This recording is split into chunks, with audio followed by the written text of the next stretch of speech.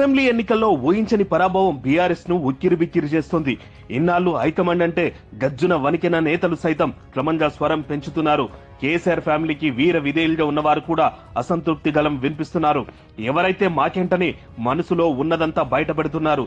ఈ పరిణామాలు కేసీఆర్ కుటుంబానికి పెద్ద చిక్కులే తెచ్చిపెడుతున్నాయి. ఇదెంత దాకా వచ్చిందంటే వచ్చే లోక్సభ ఎన్నికల్లో కేసీఆర్ కూతురు కవితకు నిజామాబాద్ ఎంపీ టికెట్ దక్కదని తాజా టాక్. నిజామాబాద్ అంటే కవిత, కవిత అంటే నిజామాబాద్. ఇందూరే తన మెట్టినిల్లని చెప్పుకునే కవిత రాజకీయం అంతా ఆ జిల్లాతోనే ముడిపడి ఉంది. తెలంగాణ వచ్చాక జరిగిన తొలి ఎన్నికల్లో నిజామాబాద్ పార్లమెంట్ నుంచి కవిత గెలుపొందారు. అక్కడ అక్క మాటే వేదవాకు. ఎమ్మెల్యేల నుంచి జిల్లా మంత్రులు, ఇతర ప్రజాప్రతినిధులంతా ఆమె కనుసనల్లోనే పని చేయాలి, చేసేవారు కూడా. కవిత చల్లటి చూపు కోసం పరితపించేవారు. అక్క ఏం చెబితే అదే అక్కడ చెల్లుబాటైంది. జిల్లాలో బదిలీల నుంచి ప్రభుత్వ ప్రాజెక్టుల దాకా ఆమెకు తెలియకుండా ఒక్క ఫైల్ కూడా మూవ్ కాలేదంటే జిల్లాపై కవిత పట్టు ఎంత ఉండేదో అర్థం చేసుకోవచ్చు. ఇలాంటి కవిత అనూహ్యంగా 2019 పార్లమెంట్ ఎన్నికల్లో బీజేపీ అభ్యర్థి ధర్మపురి అరవింద్ చేతిలో ఓడిపోయారు. అంతకుముందు 6 నెలల క్రితం జరిగిన అసెంబ్లీ ఎన్నికల్లో జిల్లాలో బీఆర్ఎస్ అభ్యర్థులు ఘన విజయం సాధించిన లోక్సభకు వచ్చేసరికి సీన్ రివర్స్ అయింది. గెలుపు పక్కా అనుకున్న కవిత పరాజయం పార్టీని పెద్ద షాక్ కు గురి చేసింది. ఈ ఓటమి దెబ్బకు కవిత కొన్ని నెలల పాటు ఎవరికి కనిపించలేదు. జిల్లా ఎమ్మెల్యేలే తనకు వ్యతిరేకంగా పనిచేశారన్న వార్తలతో వారిపైన బీఆర్ఎస్ హైకమాండ్ అప్పట్లో సీరియస్ అయింది. ఆ తర్వాత కొంతకాలానికే కూతురును శాసన మండలికి పంపారు కేసీఆర్. నిజామాబాద్ జిల్లా స్థానిక సంస్థల స్థానం నుంచి ఎమ్మెల్సీని చేశారు. దీంతో మళ్లీ పాలిటిక్స్ లో యాక్టివ్ అయ్యారు కవిత.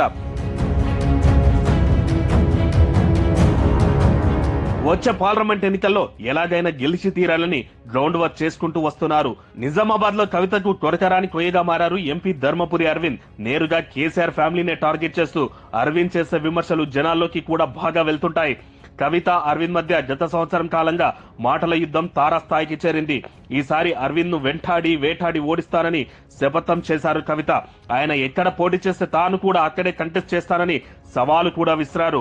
మొన్నటి ఎన్నికల్లో కోరుట్ల నుంచి ఎమ్మెల్యేగా అరవింద్ పోటీ చేసిన కవిత అక్కడి నుంచి పోటీకి దిగలేదు. కాకపోతే అక్కడ అరవింద్ బీఆర్ఎస్ అభ్యర్థి చేతిలో ఓటమి పాలయ్యారు. వచ్చే ఎన్నికల్లో సిట్టింగ్లకే బీజేపీ ఎంపీ టికెట్లు దాదాపు కన్ఫర్మ్ కావడంతో నిజామాబాద్ నుంచి అరవింద్ పోటీ కూడా ఖాయమైనట్లే. ఇప్పటికే జిల్లాలో 3 సీట్లలో బీజేపీ గెలవడంతో ఫుల్ జోస్తో ఉన్నారు అరవింద్. ఈసారి రికార్డ్ మెజార్టీతో గెలవాలని పక్కా వ్యూహాలు రచిస్తున్నారు. ఈ నేపథ్యంలో కవిత సైతం అరవింద్ పై పోటీ చేసి గెలవాలని కసరత్తు చేస్తోంది. గత ఎన్నికల్లో ఓటమికి ప్రతీకారం తీర్చుకోవాలన్న కసితో జిల్లాలో పర్యటిస్తోంది కవిత.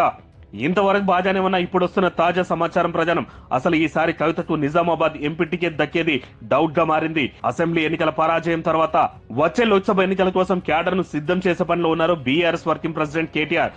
రోజుకో పార్లమెంట్ నియోజకవర్గ పరిధిలో రివ్యూ నిర్వహిస్తున్నారు. ఇందులో భాగంగానే నిజామాబాద్ పార్లమెంట్ పరిధిలో జరిగిన సన్నాహక సమావేశంలో చాలా మంది నేతలు కవితపై కంప్లైంట్ చేశారట.